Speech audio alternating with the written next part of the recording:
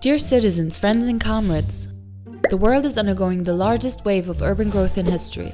We have moved on from living in rural spaces to living in urban environments. Cities have extended and increased in density. Public plazas and spaces that were once used for social interaction are converted to parking lots for thousands of vehicles.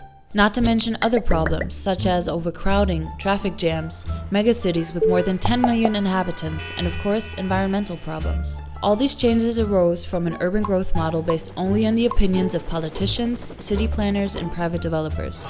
Rarely do we find changes in our cities that take into consideration the opinions of their citizens. However, the city and its urban environment affect everyone, so shouldn't we all have a say in deciding how we want our cities to be?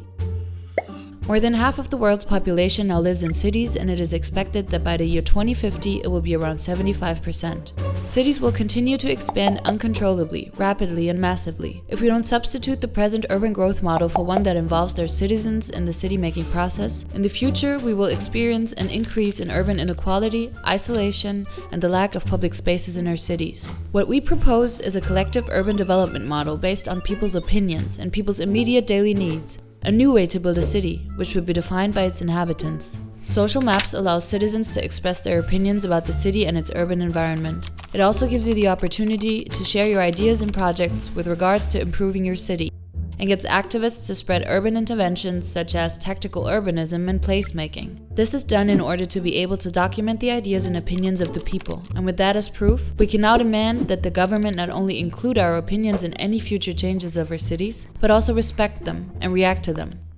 The more people participate, the more our opinions would be taken into account for any future changes to our cities, and thereby they can be developed in a more equitable and fair way.